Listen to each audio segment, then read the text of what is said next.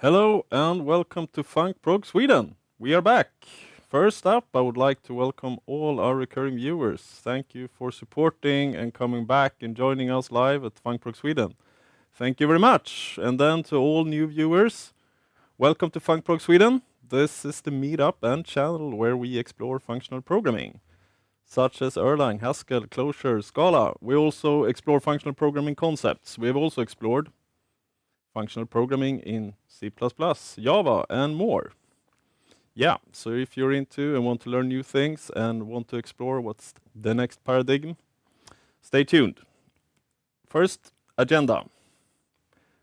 Me, Magnus, I will do short intro, and then we'll head over to the first presentation in today's meetup, F# Down Under by Sashan. And then we'll head over to our second presentation, Can Functional Programming Be Engineering by Alexander. And then as always, for those who would like to ask more questions, elaborate questions, thoughts, speak to other people doing functional programming, join the post-show chat on the Discord server. You'll find the invite either in the meetup page or here in the YouTube page. But first, let me thank Beat for sponsoring the Func Prog Sweden meetup. Beat is an IT consultancy company with offices in Stockholm and in Ho Chi Minh City. They are experts in functional programming. If you want to know more about them, check them out on their webpage, adabeat.com, or in social media. Then the schedule for the coming period.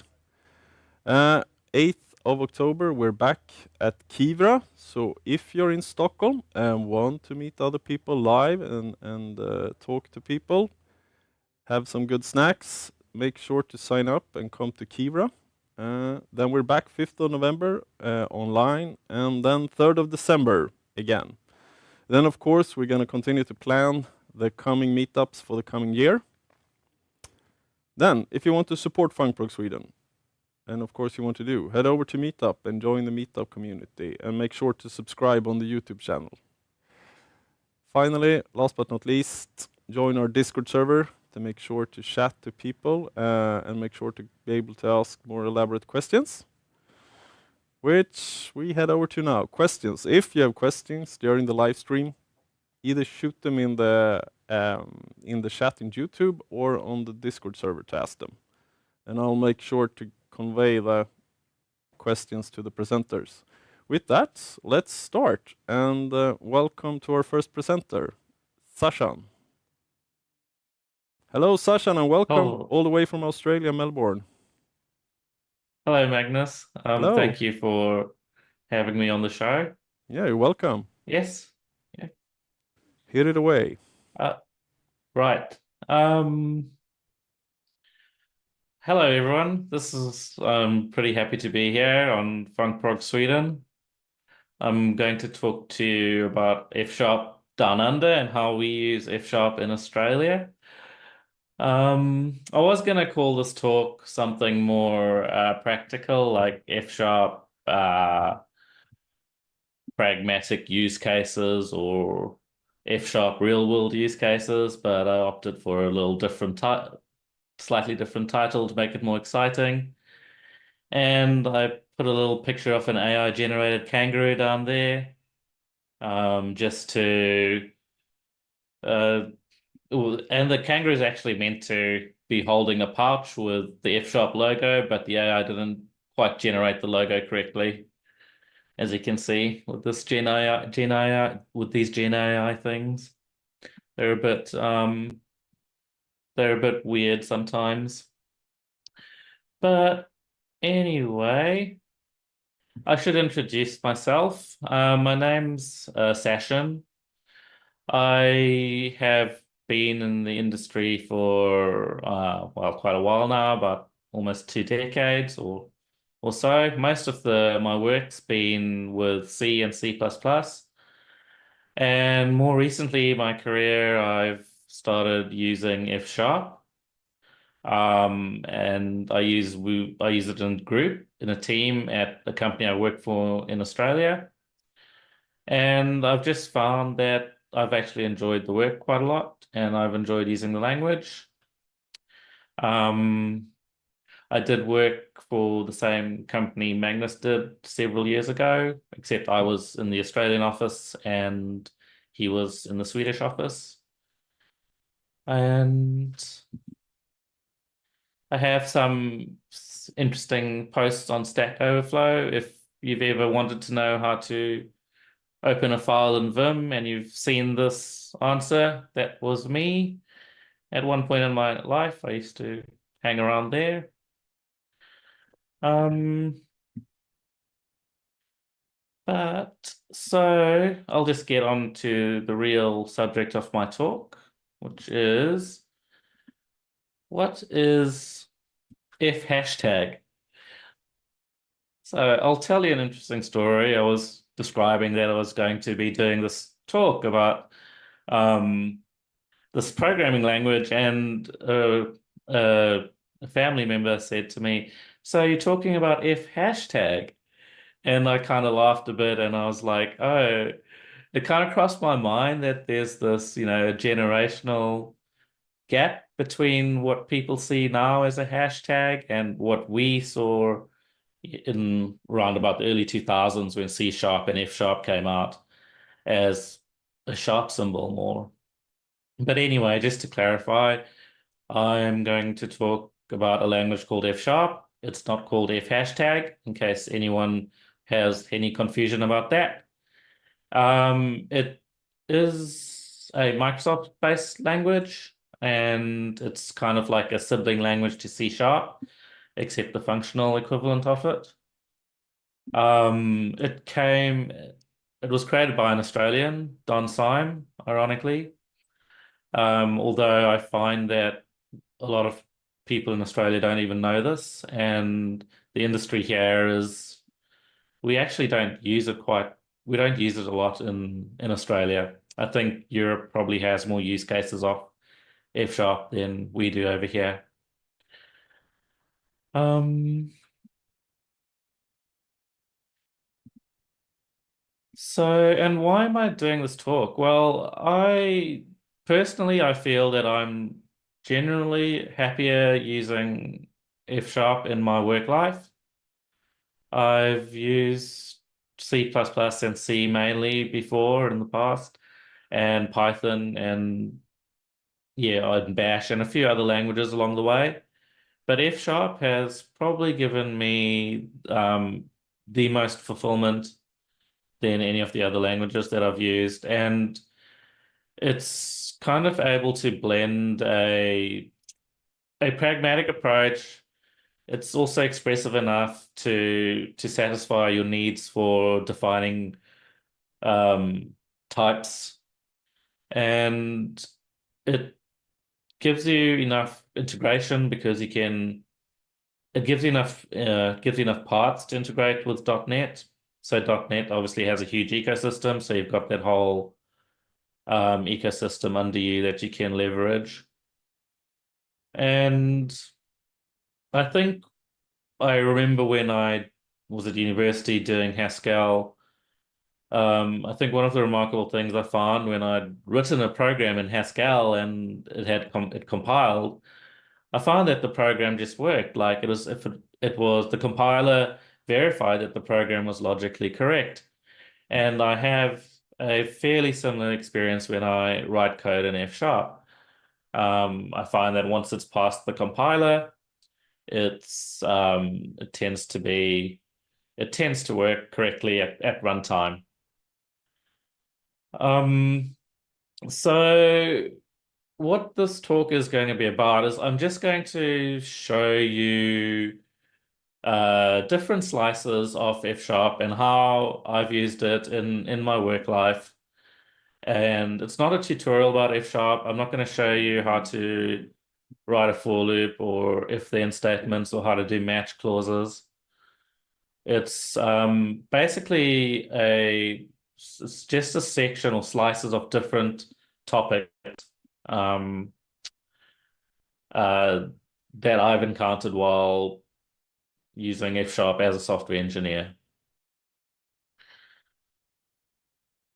So, so let's start with, I think one of the things that made F sharp stand out from a lot of the other languages. Um, so around about 2010, I noticed F sharp. It was a Microsoft only language then because if you wanted to use it, you pretty much had to use Windows to use it.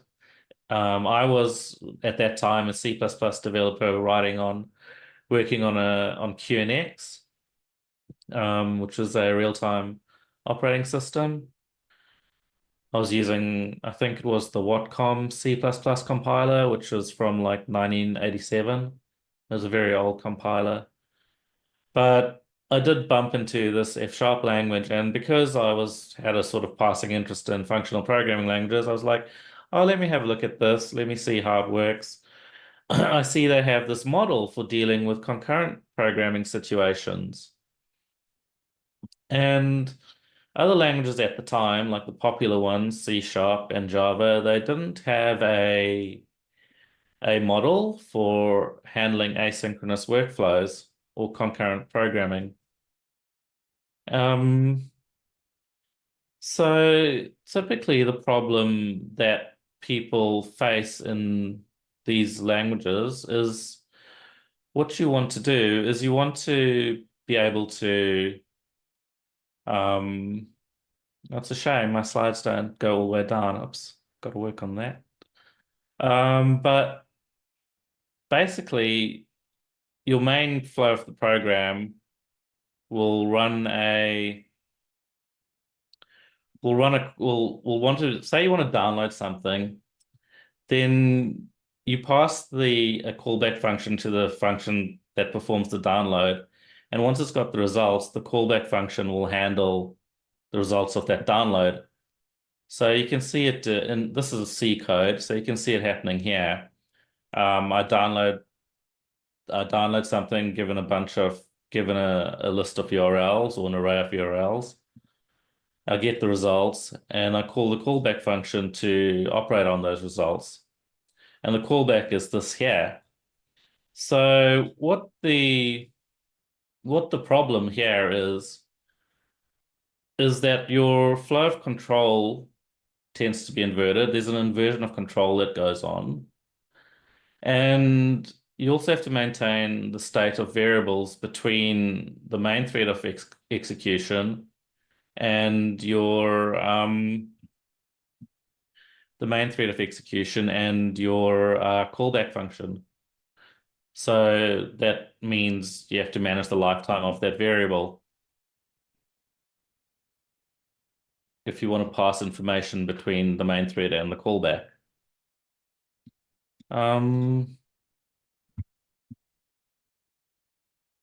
The other thing that happens is you'll have to worry about threads. If you don't want your main thread to be blocked, you have to put this into thread pool and manage that yourself. And especially in C land, you'd have to do something like that. So essentially what we want to fix is we want the benefits of synchronization without the drawbacks. We don't want to have to follow the flow of control in two places. We want to have the result returned where we asked for it. And we don't want to lock the threads. We don't want threads to be blocked. We want that thread resource to be free and released to the operating system so that it can use it and do whatever it wants. And F Sharp provides a model for this. It provided a way to do this. It also, the other thing was the state variables. We want variables that existed in our main flow of control to also exist at the callback site. So F Sharp provides a method to do this using what's called async. So async, as you can see here, it's basically looks pretty similar. Simple. It's just a block with an async keyword and in the squiggly braces. The only funny thing are these let's bang symbols. And that's basically, if you're familiar with like C#, that's basically saying await the response. So that's the point where the synchronization happens, and the result is returned, and then the flow of control continues. But this looks all very similar. Like it looks very simple, and there's a lot going on under the hood. Uh, and all of that complexity is just very elegantly hidden from you. So, I mean, I know you're not meant to say it in functional programming languages, but this async computation expression is essentially a monad, and it's under the hood. There's a series of bind calls that are chaining each await over here to the next await. There's also the use of closures and happening in the background that ensures that the response here is available at the response here is available to be used over here in this line here. Um, so it's very it just gave you or gave the programmer a very elegant way of dealing with the problem of concurrent programming.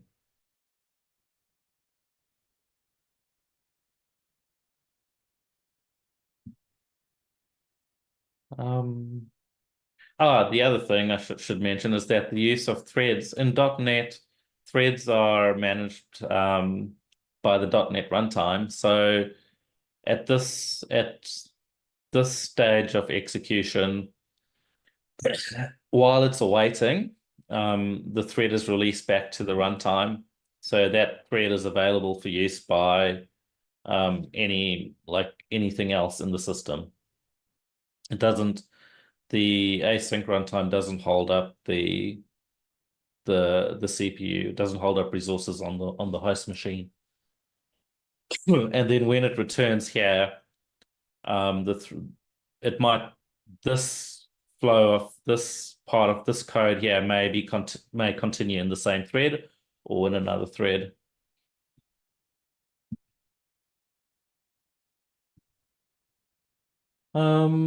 So what's the catch? I mean, is there anything like weird that might happen?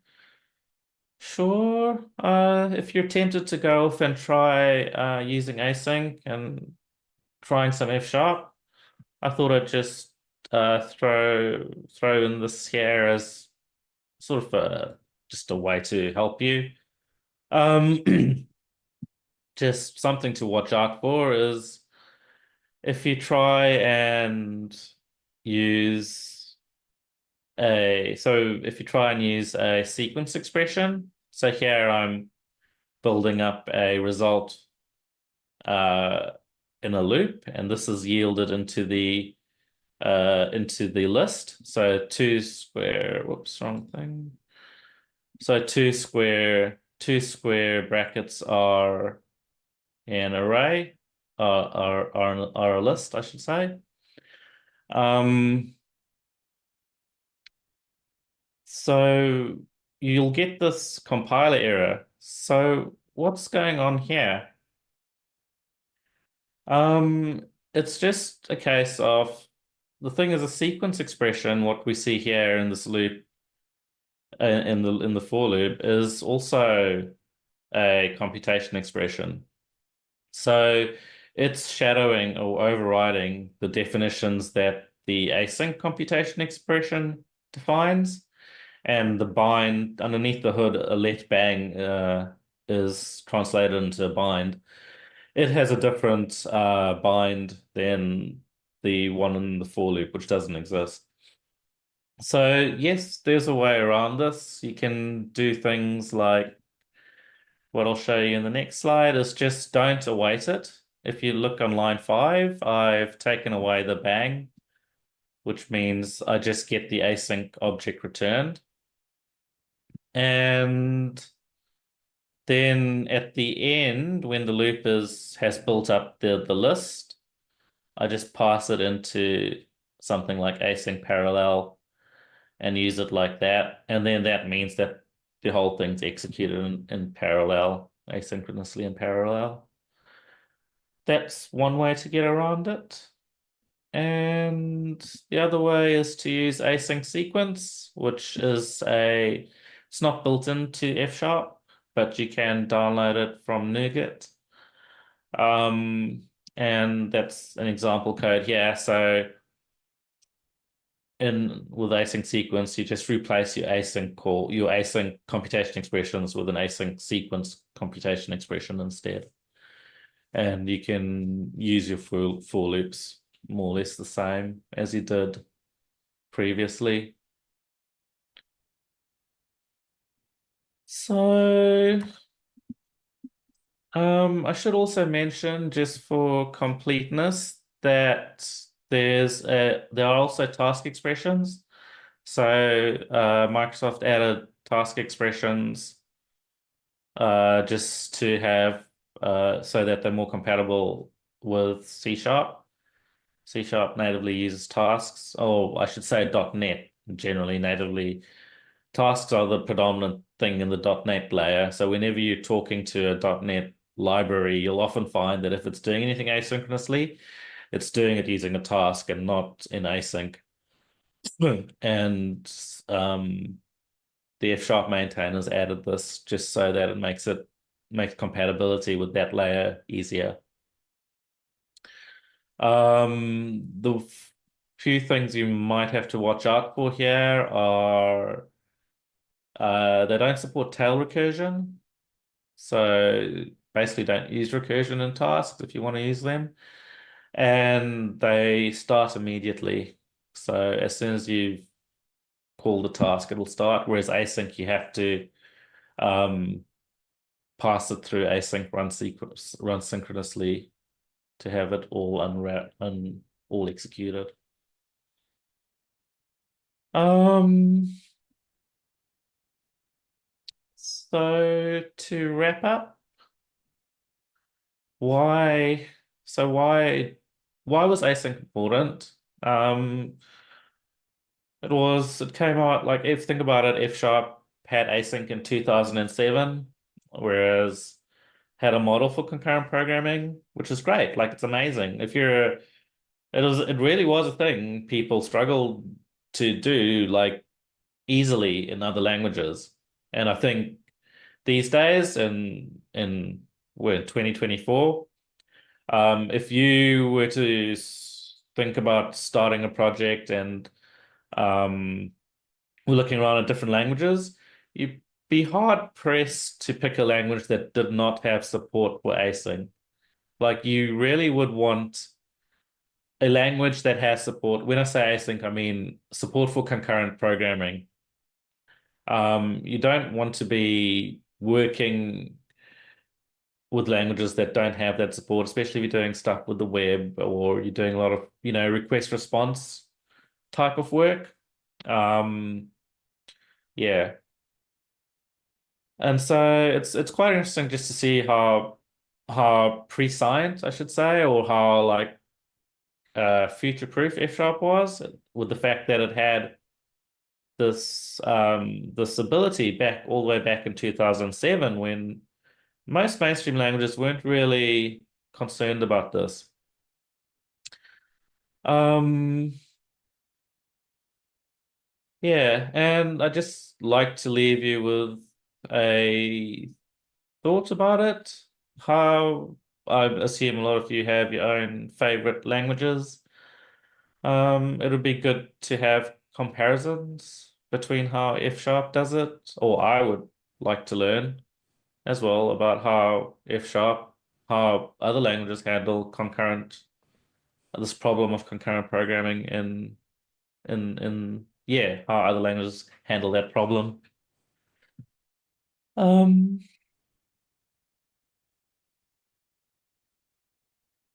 On to the next section, type providers. So why am I talking about type providers, and what are type providers? Well, why am I talking about it is because it was actually one of the things that saved us a lot of work.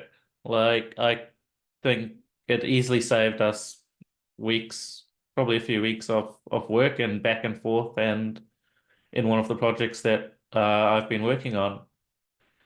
So I think it's worth talking about because anything that saves you work is probably an efficiency enhancer and is good for business. So uh generally I guess like a type provider is what it says there. It infers a schema and generates types. And that sounds kind of very abstract.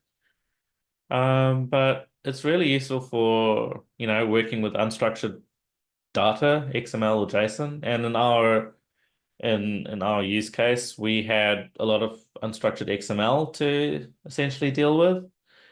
And what we did was we put it into the type provider, and then, voila, out came a set of structured types for us to use that we could write XML documents with and pass those XMLs as requests to the third-party APIs. So here I just have an example XML file. You can see it's basically a list of books, and each element inside the list are 2 books. And the type provider code itself it's really very simple. If you want to create types from this document, this example document, basically all that's required is something that looks like this. As you can see, that's very easy, and all I've done is I've provided a path to the file itself, and then loaded the data, and then told just ran a loop and to print out the book title, just as an example.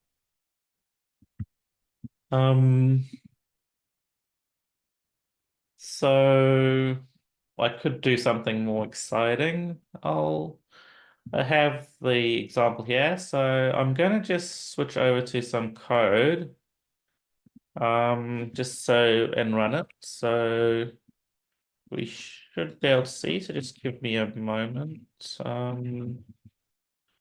Is there? I don't know what this is. I'm being very brave here, going off into code land. Task versus async.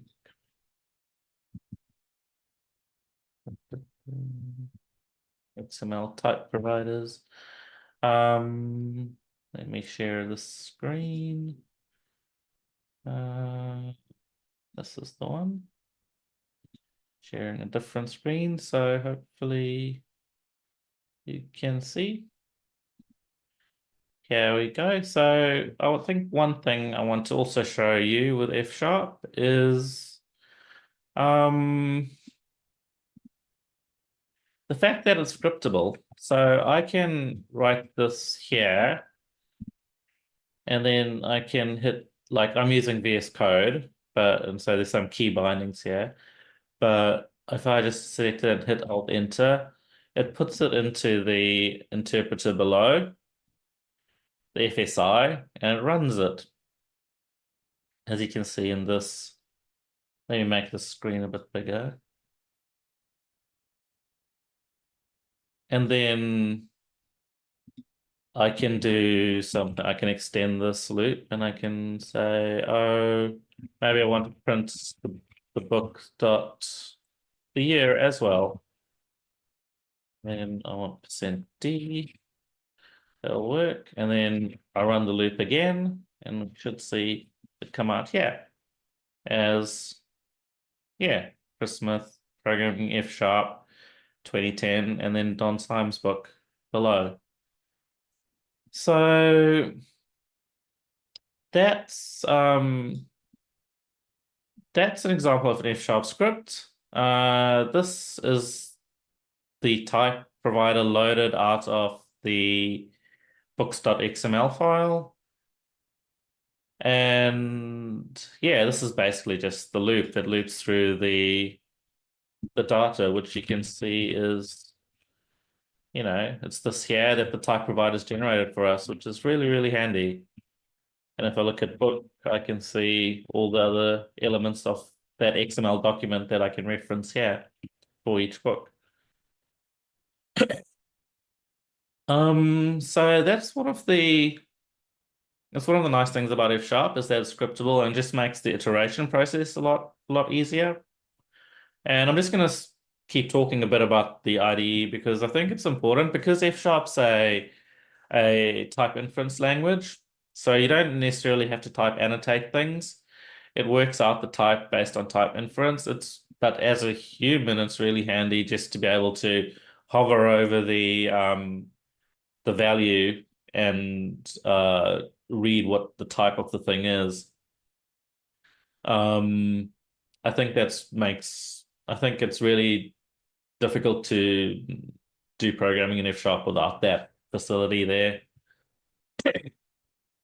And the other nice thing about the scripting language is that I can essentially give this file to anyone, and as long as they have the .NET runtime installed, sorry, the SDK installed with F#, they can actually just run this and it'll work. There's no dependencies that they have to pull down because all the dependencies you can actually just specify as #r references in the file. So if I wanted and pull them down from NuGet, or you can #r reference, or you can load another file from this file, essentially. So as long as the files you're packaging, sending to someone or contain whatever you need, then it's fairly self-contained compared with other scripting languages. Um, so I will go back to my main presentation now. Let me find it. There we go.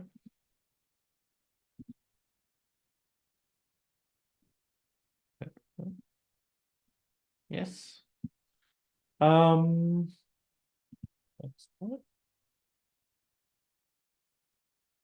so to wrap up type providers,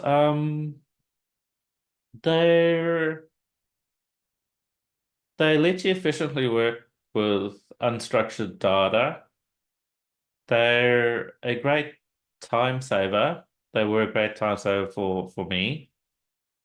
And as a question for you, how have you worked with unstructured data in your projects? What have you done to like sanitize it or make it something that you can live with daily? Um, yeah. I I'm thinking that I've been talking for about half an hour now, so I'm probably gonna skip a bit quickly over the next following slides. I think I'll just talk a little bit briefly about domain-driven design. I think that's actually one of F#'s really strong points, and I think it's really useful. Um, F# has discriminated unions and records. It's one of the few languages to have discriminated unions. And discriminated unions allow you to describe, they basically describe, you can say, I want this, or this, but none of, like it has to be one of them, but not any of the others. It gives you that choice. Um, Whereas other mainstream languages just don't have them, that type. And when it comes to describing a domain, the F# code that you write, excuse me, tends to be rather it tends to reflect the domain very clearly. There's not a lot of syntax in there that just detracts someone from uh, what the domain is trying to convey or what the type system is trying to represent in the domain, which means that you can actually take F# code and you can show it to business stakeholders and you can say to them, look, this is what the model looks like. This is how, for example, this is how I'm modeling your ordering system for coffees. Um, we have a record here that describes a coffee, which is how strong you want it, um, how large you want it, um, and you show that to them, and they understand it because it's not cluttered with a whole lot of weird syntax. Um,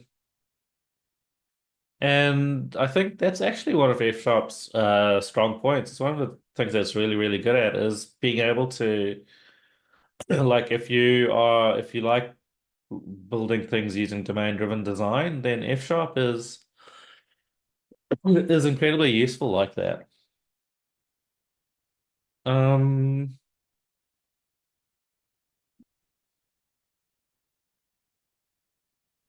I think yeah, like I said, I'm just gonna skip over a few of these slides just because of the time.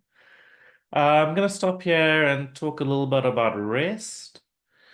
Uh, just because it's important to realize that with REST interfaces, typically you're talking your REST interface wants to serialize to JSON, but JSON doesn't support discriminated unions. So what you want to do is you want to remove your discriminated unions from your types, from your contracts, and flatten them to something like this instead. Um, that's typically what you want to try and do. Uh, Otherwise, when you serialize that discriminated union into JSON, sure, the serializers just generally can't handle it, but your consumers, the other people on the other end, they typically won't have a language that deals with options or discriminated union types very well. So when they see that JSON object coming through, it looks really strange to them. It might have like this weird value field, and underneath that value field, there is the actual type that you want. And it doesn't, yeah, they tend to fuss and complain about that. So it's probably best to flatten them into something like you see over here. Um, Let me just keep going. gRPC, yeah, gRPC is a lot more friendlier with F#, essentially because protobuf, gRPC uses protobuf underneath, and protobuf supports optional. It supports optional as well as they call it one-off, but one-off's also the same as discriminated unions. So your F# domain types just map over pretty seamlessly into protobuf. So that flattened example that I had in the last slide ends up just looking like this with the one-off protobuf type. Um, yeah. It's perfect. Let's skip this. I'd like to talk a bit about what people find difficult about F# or about functional programming in general. So I think when I was learning, I had to unlearn a lot. I had to unlearn like certain things that I'd picked up from object-oriented programming. I had to learn how to write programs using immutability instead of mutability. I had to learn recursion. I had to learn tail recursion. Um, yeah, so there I had to learn how to use high order functions instead of writing a loop to do something, how to use a high order function to do it, and how to use how to there were common patterns that I built up when looping over data that I just knew how to do by iterating in a loop. And those, I didn't know the mapping between uh, those loop situations and what I needed to use in higher order functions. For example, I didn't know like zip, for example. I didn't know about zip and I didn't really understand how to use it properly. So I think those hurdles probably keep people away from functional programming languages. Uh, I always find it very. I just find it very. I just haven't. I guess very interesting. It's probably not the right word, but very just hard to square the circle. Like, for example, you could say to someone, "Oh, like F sharp has this model for async programming." And it solves this problem. Like it really is a problem, and you want to be able to asynchronously send requests over a network to some server and get a response back, and it does it better than it does like Java. It does it better than C++. It does it better than C sharp. Um, let's say you're talking to back in 2007 or 2010, you were talking to someone about async. And they would look at you and they would like kind of like, you know, for all the talk about choosing languages based on pragmatic considerations, very few people actually do. And a lot of them, for them, I think what's going on is that the pain of learning a new way of programming is the pain of learning a new method of programming and is greater than the benefits that they'd get from having async, for example, in the language, or that shiny new feature that makes a certain task a little easier. So people just tend to want to avoid pain. And I think, just even learning how to program with immutability, it is painful at the start. Um, and I generally think, yeah, that the pain of learning a new language is for a lot of people is greater than the perceived benefits that that language can bring. Um, yeah. Um, I think I'll end here. And if you have any thoughts or questions, please feel free to post them in the chat. Um, and I hope and if you have, especially if you have any more questions or any more details, because I know I've gone through things really, I think, very quickly. So if you want more information about more detailed information, yeah, feel free to ask in the chat in the Discord server, I think. Uh, so Magnus, I think back to you guys. Thank you very much, Thank you. Sashan. Thank you very much. Great presentation. Thank you. It's a good selling for F sharp and functional programming. It's a good selling point. Like the enjoy, what would you call it? The joy of programming is back from the pain of development. Yes, Yeah, yes, exactly. yeah. Especially if you do it eight plus hours per day. Yes, Yeah. exactly. You want your programming languages to like, I feel like, hey, I'm spending 8 hours a day doing this. I want to work with something I like working with, you Yes. know. I think developers should like fight for that. Like they should, fight for the languages they want to work with and not have to just live with the status quo that some manager tells them to use. Oh, you got to use Java. Like, I'm like, yeah, go to hell, mate. I'm not doing that. Okay. Yeah. Yeah. How long time did it? Maybe you said it, or maybe I missed it. How long time did it take for you to go be productive in F sharp? Like you started learning, and then was it like days, Uh, weeks?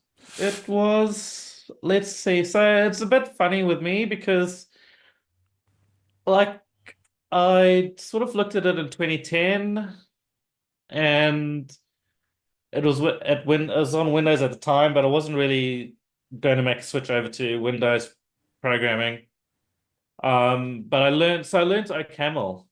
Actually learned OCaml, and if you know, F#'s derived from that family of languages from ML. So I'd had a bit of a go with OCaml, and I knew how to do the basics there. And so when it came to picking up F# again about five years ago, I picked it up again when .NET Core came around. So .NET Core is Microsoft's implementation that's platform independent. I picked it up then, and I was productive. I was productive fairly quickly. I mean, I'd like to think I used it relatively functionally, like without mutation for most of my use cases. Although, I mean, you can't avoid mutation in some cases, but I think it's like for me, it wasn't too hard to pick up a new language, but I've been doing this for a long time, so I think the hardest thing for me was unlearning old ways. That's probably the hardest bit. You do have to shift some of your thinking. Yeah. Again, But thank you very much, Sashan. If you have more thank you. questions for Sashan, please join the Discord server afterwards and ask more questions or thoughts or input towards Sashan. Yeah, thank you. And with that, we head over to our next presenter here at Func Prog Sweden. Welcome, Alexander, to Func Prog Sweden. Hello, everyone. Hello. Do you see me? Do you see my slides? We see you, and I think soon we will see your slides too. All right. We see your slides. That's great. So I can start, right? Yeah. So, hello, everyone. I'm Alexander, and today I'm giving another kind of social talk because I am quite concerned with the social situation. Well, I could, in principle, give you a technical talk just because I'm an author of several technical books on functional programming. In particular, this one, it's Functional Design and Architecture, the first edition. I mean, self-published one. And my general goal as a functional developer is to shape a discipline of software engineering for functional design, for functional programming. Well, someone will argue that we have 40 or maybe 50 years of development in this area in functional programming, and you're talking about forming a software engineering discipline. Do you even think we did nothing for those 40 or 50 years? What ego do you have to reject everything that was done in this field? But I'll try to convince you that the software engineering discipline for functional languages has only started emerging recently, like maybe 10 years or so. So and why is that? And what do I mean saying those words, right? If you are interested in my technical ideas and approaches, I would encourage you to visit several of my recent talks on my YouTube channel. And today I will not dive deep into the details that much because we can speak about technical details for a long day and even more. But today we will talk about the whole discipline as a field. Do you know what's that? Do you remember this interesting device? I guess many of you know what is that, and that's a plane of the team called Rescue Rangers, and this plane was designed by a specific engineer. We know she's engineer because she does something that works and helps people to do their stuff, and she uses engineering approaches in several episodes of Chip and Dale Rescue Rangers, she were discussing how she does that. She does some planning. She draws some pictures to understand what she needs to do, and etc. etc. She uses some approaches. So in general, she's an engineer, right? And her name is Gadget Hackwarch in English. I would say the word hack here kind of indicative because yes, she is engineer, she is doing an engineer work, but it's kind of hacking. No one else is doing the same. She's unique. She is very creative, and the devices she creates, they are not serial. They are unique too. So yes, the question is, what is software engineering and how does it match with other engineering fields? There are mechanical engineering, like here on the picture, with cogs, wheels, and other gearboxes. There is electrical engineering, there is civil engineering, and finally software engineering. And we can find many various resources on what is engineering to people. Yes, those resources, those opinions don't really match don't really match. They people do not agree on what is engineering yet, even after so many years of various engineerings. But I'm quite interested in investigating what is this activity. How can we distinguish one activity from another, engineering from something else? So let's agree that everyone can call themselves an engineer with no limitations. I don't care if you call yourself an engineer and don't do any engineering or do it a lot. Call yourself whatever you want. The field and the activity we do, what interests me more. So what do we do as engineers? We do triple C. We construct, we control something, and we connect to something. This is not the exhaustive list of our activities, but still, in civil engineering, we construct structures, bridges, buildings. We control structural integrity. We don't want those things to collapse, right? We need to be very careful in designing those things. And we also connect to communications and external, communications, external providers, I would say, of something, for example, electricity. In mechanical engineering, we construct mechanisms. And we should control durability because, for example, rotational force can suddenly break something in your mechanism. So you need to be careful and you need to understand those dynamic interactions. You also connect to inputs and outputs. Inputs, for example, the input rotational force, and outputs is some indication or whatever it does. Electrical engineering, electronic devices, electrical safety, and connect to other devices. And software, finally software. We construct software, right? We should control something. Our privilege is to not always think about those limitations. In some fields, we have to think about safety, for example, for safety of not doing harm to people with our software. That happens, for example, plane software, right? Aircrafts and spaceships. They are driven by software, and this should not harm people. And sometimes, or maybe quite often, we don't need to know and don't need to think about complexity.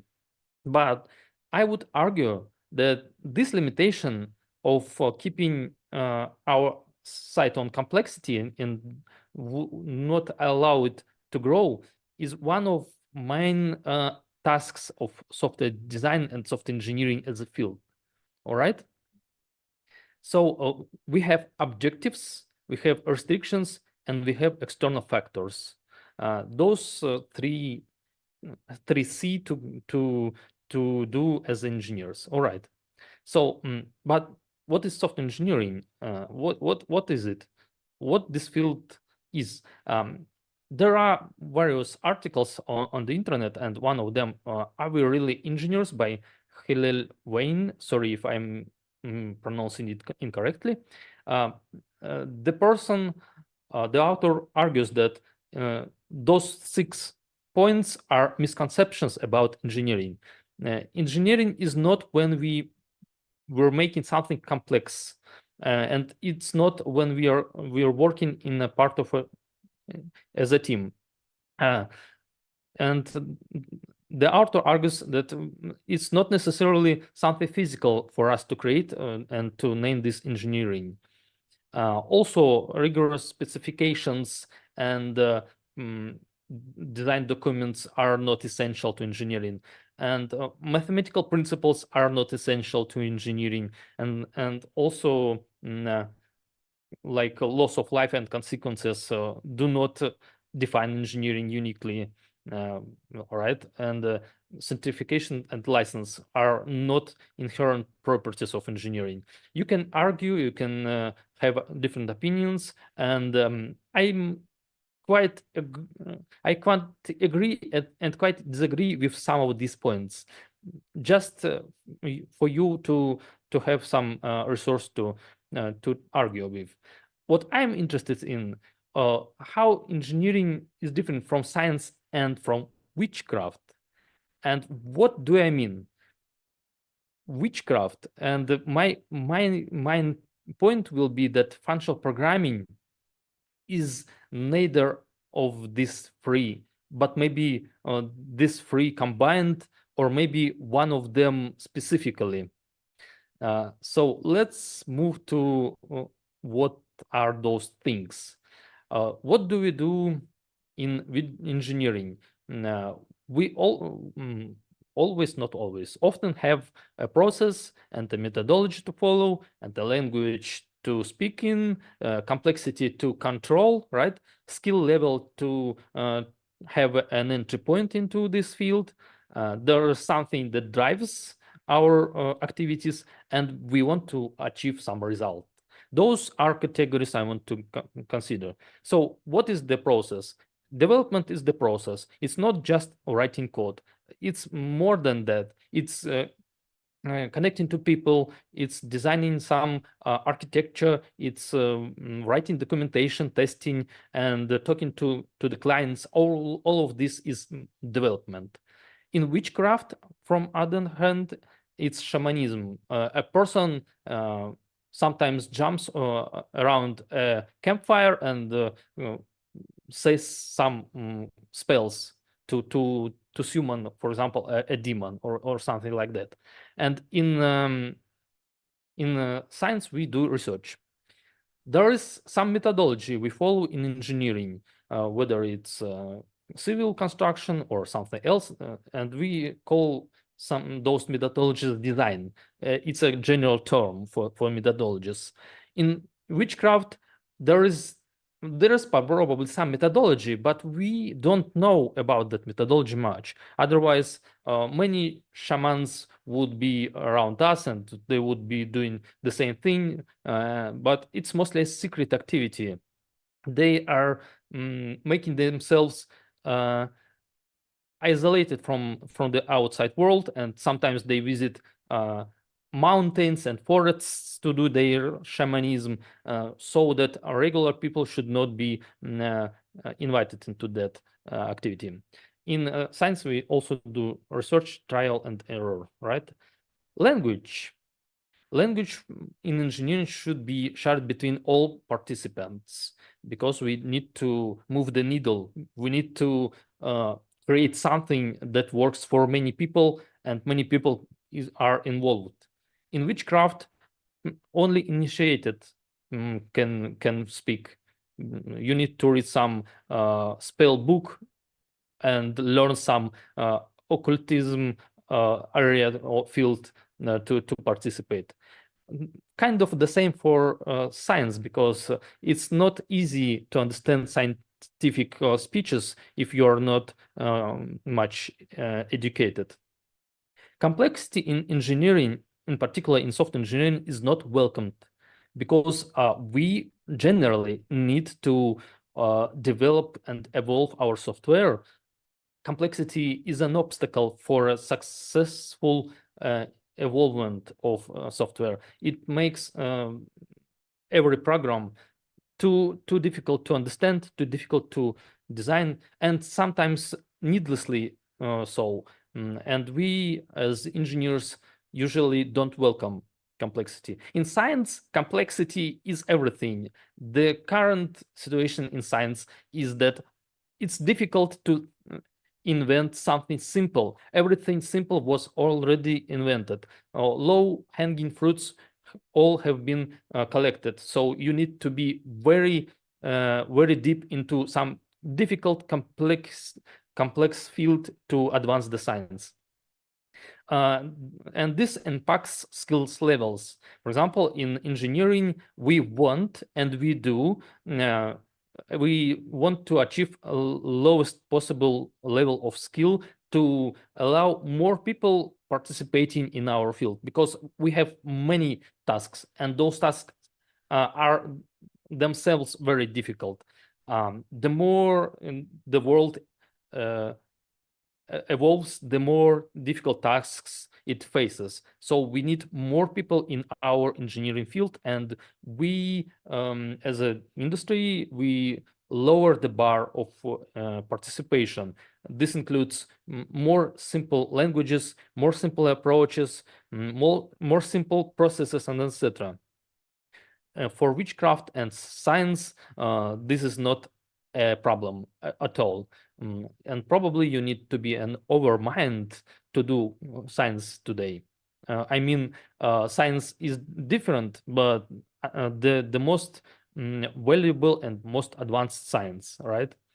What drives us in engineering? Pragmatism, of course. And this is the philosophy of achieving results with some limitations.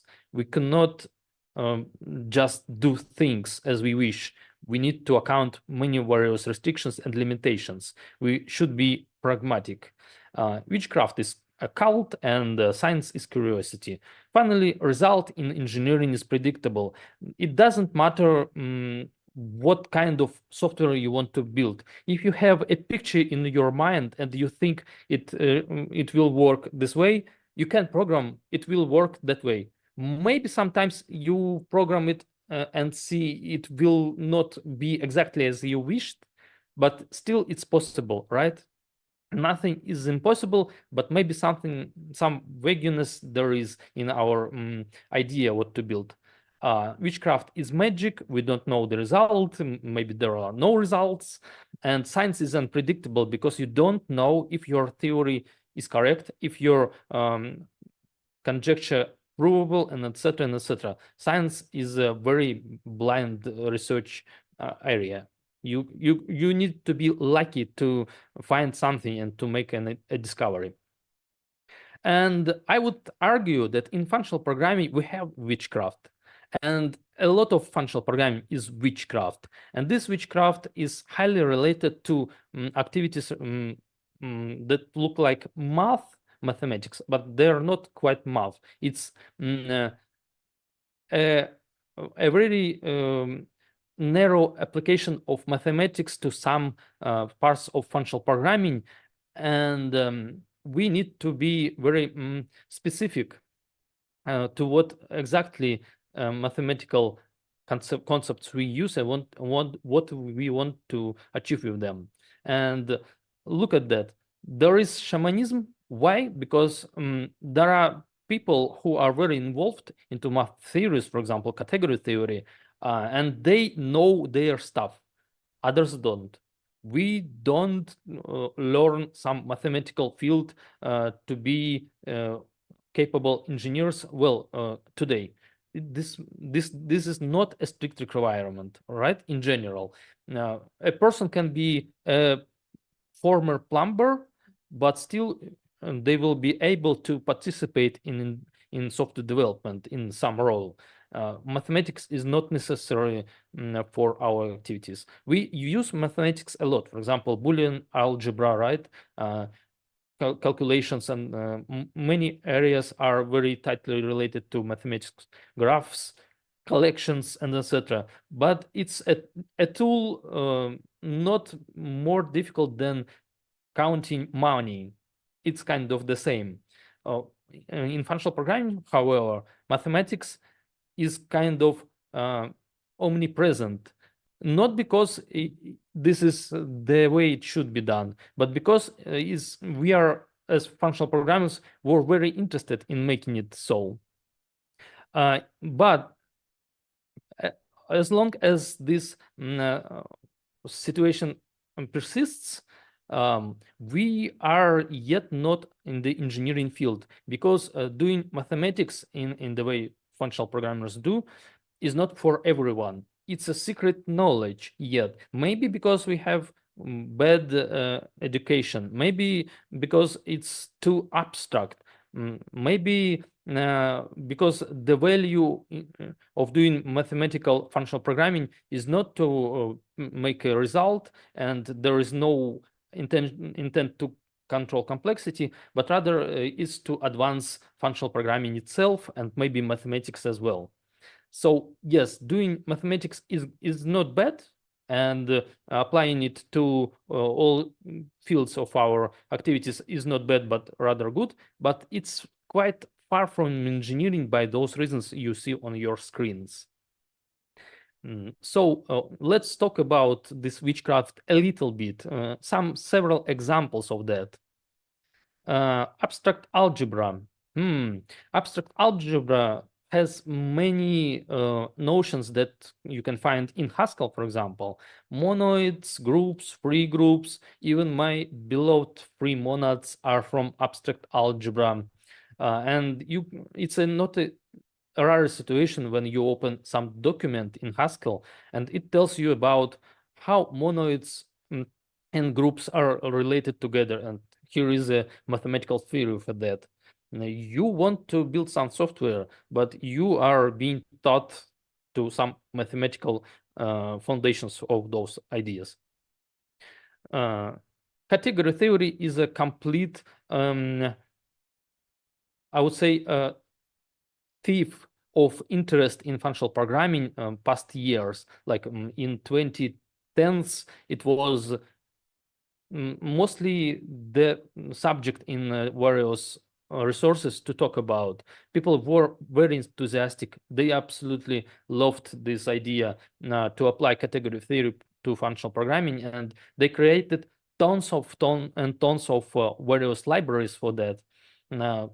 I don't say it's something bad. I use those libraries myself, for example, free monads, but I don't learn category theory itself, and I don't write code like those people do in those libraries, because this code is highly abstract. It's quite far from business domains, and as long as it's far from business domains, it's not easy to apply it in day-to-day tasks. So it's well applicable to library development and to data transformation, hence it's for functional programming, but it's far from our regular business tasks.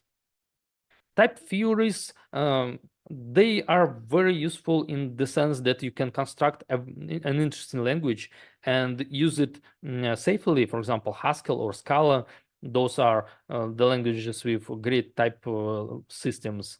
At the same time, the level of abstraction with types is very high, and over-engineering with types is a known disaster of many code bases. And also, it's not something new. Mainstream developers, for example, C++ developers, have discovered the power of good type systems long ago. For example, in C++, there is the Boost library, a collection of various libraries, and it's massively type level in many its occurrences. So type level systems and type level programming is not something new. Still, it what dominates programming in functional languages, statically typed languages. But we have Erlang, we have Clojure, and they have own ways to express several ideas.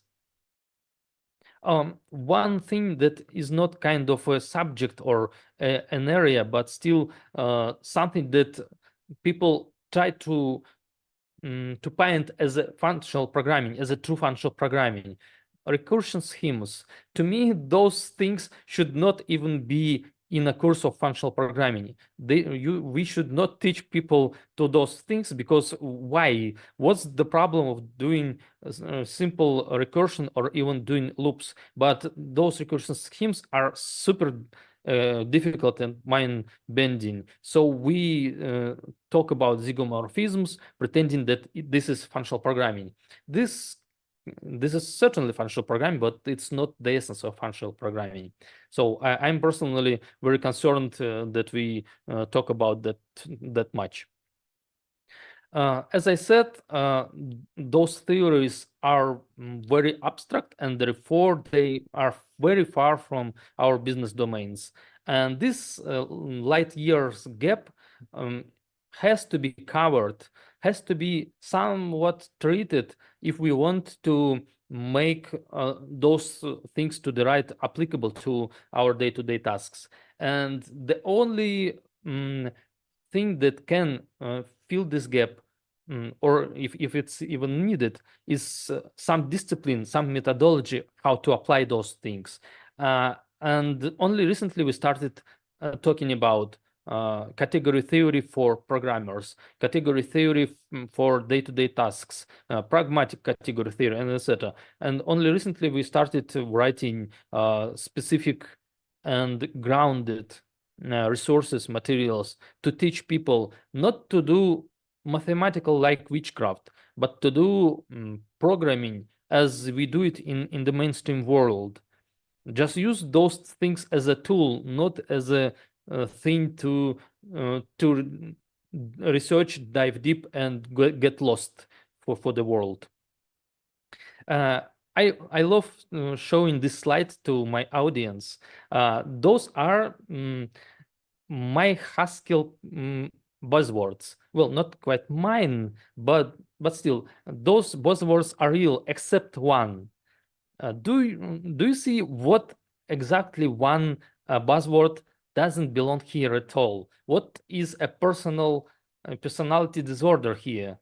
Can you spot it? Well, I don't really see anything like chat. Maybe you can show it in the chat. But all right, I'll show you without keeping the intrigue. Paranoid doesn't belong here. It's a personality disorder.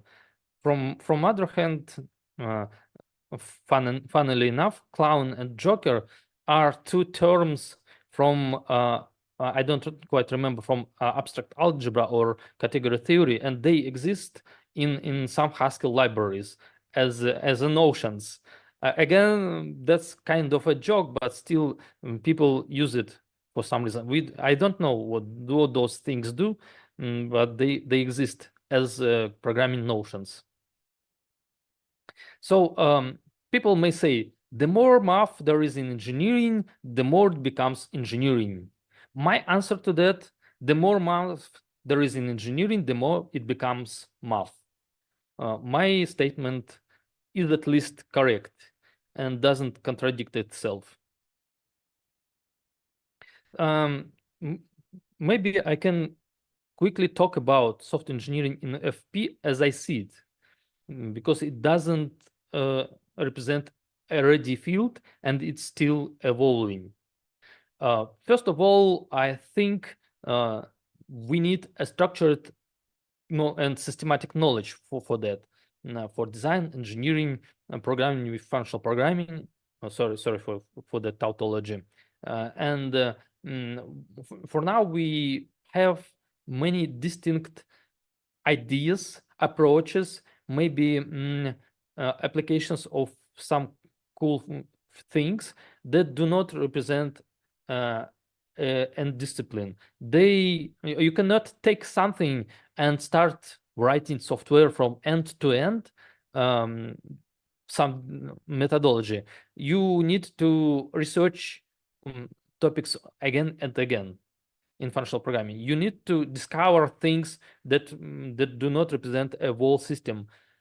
So this slows the industry down. This slows adoption of functional languages and makes it less engineering, and makes the impression that we only can be witches and wizards without letting more people in. Because if we had a systematic knowledge, it would be consistent. It would give you answers to all software engineering questions, and your risks as a business would be lower, much lower. We have some interesting occurrences of that. For example, in Elm, there is a predefined Elm architecture. It's given, it's there. You cannot avoid it. And this is good because, well, freedom of choice is certainly important. And some languages provide too much freedom, like Scala and Haskell and C++, but this freedom comes with responsibility. It's difficult to navigate. It's difficult to understand what you can use, what is not a very good practice, and what things you would avoid to avoid risks. Elm provides some vision. This is good. Being opinionated is not bad. We have several opinionated approaches like frameworks, and they are very, very popular because people tend to think less. In Scala, we can name the Zio framework, and the Zio creators say it's an effect system. To me, it's a framework, because effect systems is another activity in functional languages that is being exported to the external world. And for example, they're trying to implement effect systems for JavaScript. Yes, another JavaScript framework. And there is a long story of effect systems in Haskell. For those who don't know what is it, it's an attempt to describe subsystems and effects, like side effects, like input output, in a way that could be combinable together. And mostly this resembles what we do with inversion of control frameworks in Scala, in Java, and in C#. So they represent some like ideas, something like that.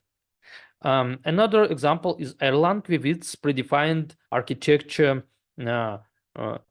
with actors. It's actors-based architecture. Again, it's given, and there are various practices how to use it.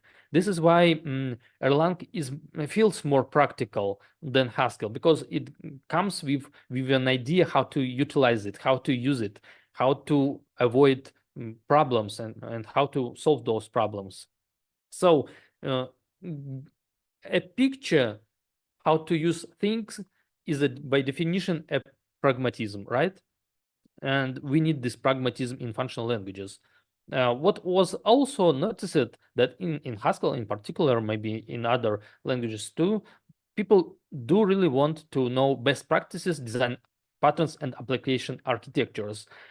This ratio between what people want to read about and what they are kind of maybe later, this ratio persists from year to year. There is a high demand for this pragmatic view of how to do functional programming. Unfortunately, we as a community are very focused on abstract things instead of providing this view. And look, the industry was started being formed in 1990s, and we've seen many various ideas emerging, and most of those ideas are about object-oriented programming or imperative programming, irrespective of the fact that functional programming was also there in those years. Haskell was born in 1990s. Lisp was one of the first languages ever. But we kind of failed to provide this pragmatic view. Take a look at those books. This only a fraction of knowledge that was created for languages, for mainstream languages. And only recently we started creating materials for functional languages. I know the reasons. I won't touch them right now, but the industry was dominated by OOP, not because OOP is better, but because we as functional developers are not very attentive to those happenings, are not very pragmatic. And this should be and has to be changed if you want to keep up with the industry. My personal feeling is that we can provide this knowledge, but maybe it's a bit too late for the industry because it's already formed. What do I provide personally? There are various methodologies like object-oriented design and test-driven design, test-driven development, and etc. I want to form something for functional programming, functional declarative design, I call it. And this is a complete comprehensive methodology of doing things, and you can read about it in my books. So you can take it and you can develop an application from start to end using various ideas. There is a predefined architecture, there are design patterns, true design patterns for functional languages, not just use functions, you don't need to design patterns. No, we do have design patterns in functional languages. So and those things should be embedded into the whole picture. We also have functional interfaces in contrast to OOP interfaces. And being an interface doesn't mean automatically being OOP. Interface is a more general term. So we need to revisit our terms, especially from the mainstream, and see why they are useful and how they can be used in how they can apply it in functional languages. This is not a problem for Scala, for example, right? Or for maybe for F#.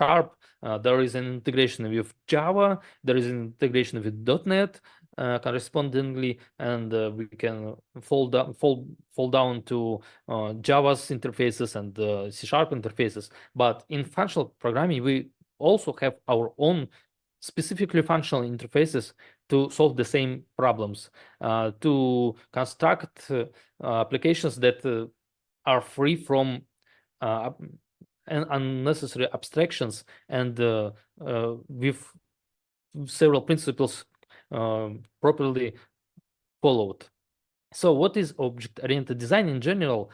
It has design principles, it has ways to model and collect requirements, it has architectures, and there are development practices. You can see that those principles to the left are encapsulation, inheritance. Those are very related to OOP, but actually they can be used in FP, encapsulation, not inheritance, more or less. Solid principles can be and are easily applied to functional programming, and the inventor of the solid, Bob Martin, tells about that too. But we as functional developers somehow reject the idea that OOP world could produce available knowledge. We are kind of isolated. We are better than them, and all those ideas do not belong to us. I do not support this attitude. So my approach is to revisit those design principles and ideas and architectures and apply them and provide an umbrella for doing stuff in functional programming the engineering way. You don't necessarily need to follow this, but having this discipline is a sign that we are mature enough to attract businesses. We have not a technical problem, we have a social problem in functional languages. Functional languages are unpopular because the industry doesn't believe we are capable of doing things. And one of such signs that we are capable is having methodologies and engineering attitude. We don't necessarily need to follow it, but we can have it anyway. Yeah, there are various design principles which can be applied in both OOP and FP, and also those paradigms are not highly and strictly separated from each other. There are moments in which those paradigms merge. We can name some practices in OOP, for example, anemic models that go closely with the FP ideas. There is one only step to reach FP from that. So those principles can be and should be applied and used for writing good code. Well, we have some approaches to architecture. This is only one of them. There are more. I'll skip this slide. We have approaches to interfaces, and we also need to understand there are two ways of doing abstractions, two kinds of abstractions: genericity-like abstractions and interface-like abstractions. In functional languages, especially strictly typed and statically typed, genericity-like abstractions are seen as a silver bullet to solve everything. And you can open any, particularly any Haskell library, and you will see it's dominated by generic programming, generic types, some abstract concepts, abstract type classes and ideas.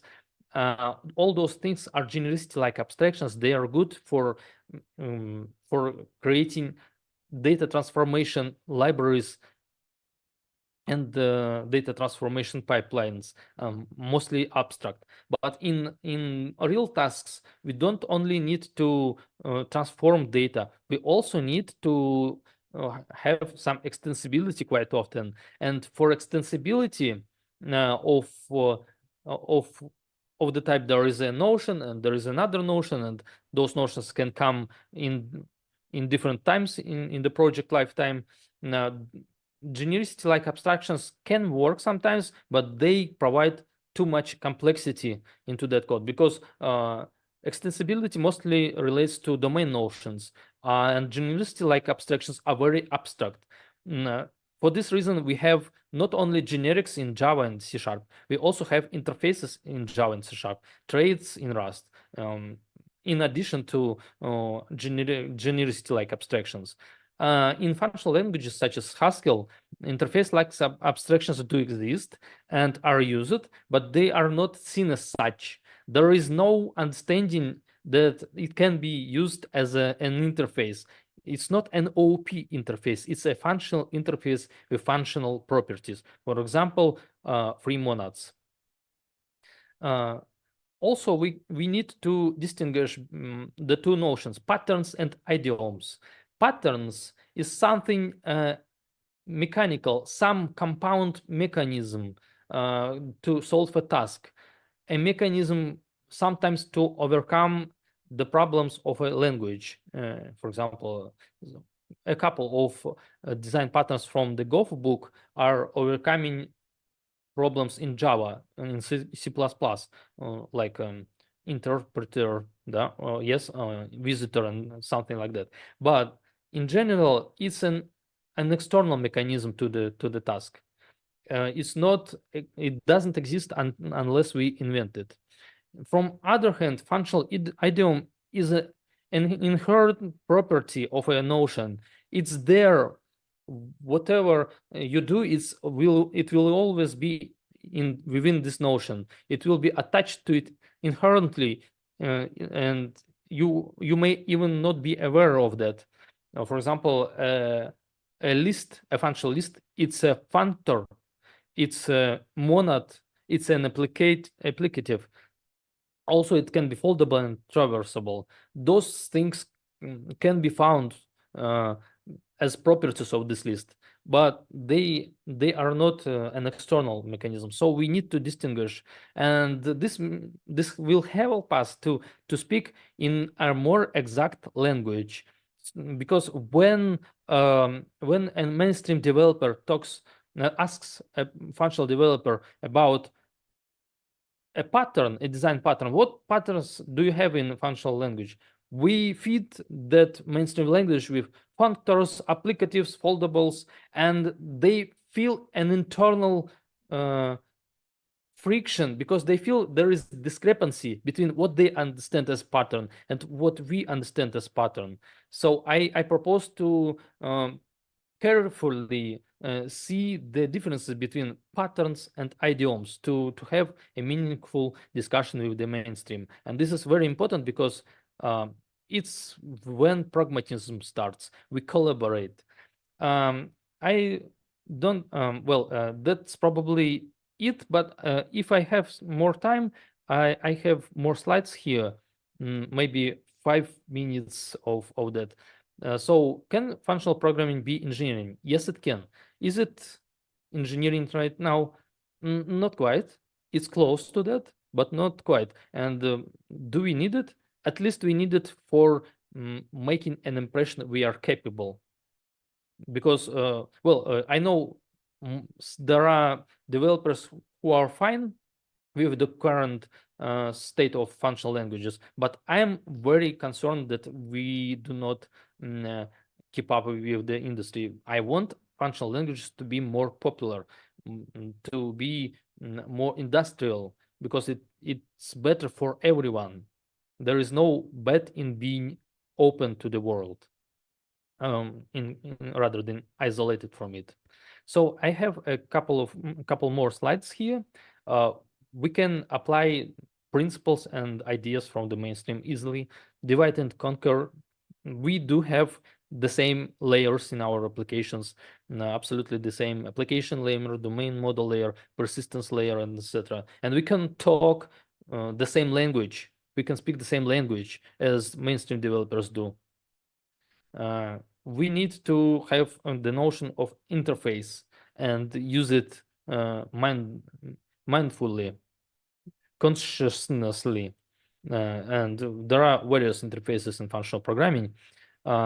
We can apply solid principles. There is a very it's essential how we can apply them, because as for example, single responsibility principle is an easy principle that we may avoid in functional programs, and may build programs more accurately, design them. We do it certainly, but we sometimes don't give it a description that we follow some principles. And people are very competitive when we are talking about solid. It's not, they think it's an asset of OOP, which is not. So we can apply those principles as well. There are ways to follow OCP principles in various languages. There are various ways in Scala. You can use interfaces for that. In Haskell, there are ways to do interfaces on the type level, interface like abstractions. For example, this one. I won't stop on the code. The code doesn't matter. It's just an example. So technical details. If you want to know technical details, welcome to another talks and other materials. List of substitution principle is when there are several implementations of a subsystem, and violation of this principle means you cannot exchange one implementation with another, because a violator will do something differently than the contract expects, than the interface dictates. So it's easy to break list of substitution principle in FP2. Interface segregation principle. If we agree that we need interfaces, there is the need to segregate interfaces, and functional developers do, because many of them use effect systems for this reason, and combine those effects, they call it, I would say, in interfaces and subsystems in certain ways. Yet it should be understood as a activity we do both in functional programming and in mainstream. Dependency inversion principle can be applied. And actually, functional programming is quite full of inverting dependencies, because we pass functions as first-class objects into another functions. This is a form of inversion of control, the form of dependency injection. Low coupling, high cohesion, all those principles can be finally applicable to functional programming. There are universal design principles like least power, Demeter's law, dump but uniform, or comes rather, no perfectionism, and certainly pragmatism. Let me skip those slides. Skip. All right, that's probably it. So we can and need to do it engineering way. That's my point. Thank you. Thank you very much, Alexander. Thank you very much. You have given this quite a thought and put together all different concepts and put it into a string of cohesive thought, not just random thoughts. Yeah.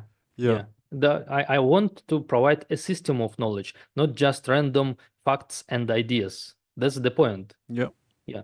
Thank you very much. I immediately got a question here in the chat, like, will the slides be available somewhere? Will you put them out on your page or somewhere? Yeah, absolutely. I'll just post it to my Twitter. It's on your screens. Cool. And maybe somewhere else. Yeah. We'll link it in the video description afterwards. We'll put them in there so people can find the slides, of course, also if they want to afterwards. Again, thank you very much. How come you got into this field? Was it because you went to Haskell, worked with that, and then popped up questions, or? How much time do we have? Some minutes. Some minutes. Yeah. All right. Well, I first was a C++ developer and was used to learn various languages like Delphi and C++ Builder and some others. And I came to some ideas close to functional programming without knowing I do that. For example, I started creating domain-specific languages in C++, interpretable domain-specific languages, long before I learned Haskell. And my domain-specific languages were pure, they were interpretable, they were declarative. And only then I realized that those ideas are not just some random ideas from nowhere, but they belong to one particular domain mostly. They are finally usable in C++ or C#, or but still they have more meaning within a functional context. And I started learning Haskell by different reasons. Well, it was more than 10 years ago, maybe more than, it was 2010. It was 2010. And I realized that many things I do can be expressed using functional ideas, and they look like functional ideas mostly. And then I started wondering, if functional languages are so great, how can we apply them in real world practice? And I started asking those questions and realized there is a huge gap, enormous gap in functional languages, in the folklore about being pragmatic and about using those ideas in practice. So this is how I came to the idea of writing books, in particular this one, because someone needs to write something. I needed this knowledge myself. I needed to use Haskell mindfully, consciously. I wanted to do it the right way, but there were no right way. There was a set of distinct ideas all flying around. So yeah, that's the story. Sounds very reasonable. I have had like similar like experience starting out working. Get paid to make web pages, HTML, and then at some point you start realizing you need to start organizing your code. You need to have patterns, way of thinking. You can't just randomly code away. Yeah. Yep. Yeah. Exactly. Yeah. Again, thank you very much. There's a lot of people discussing in the Discord, so join there if you're interested to share your thoughts. Yeah. Your thoughts or anyone else's thoughts here, listening around OOP and FP. Yes. So thank you very much Yes, again, sure. Alexander, and thanks for joining us at Func Prog Sweden. And with that, Thank I you would for like inviting me. you're warm welcome. Thank you very much, Alexander. And with that, we would like to thank everyone for watching tonight, or today, not tonight, daytime in Sweden, morning in US time zone, and evening in Australian time zone. So wherever you are, have a great day, lunch, or evening. Bye.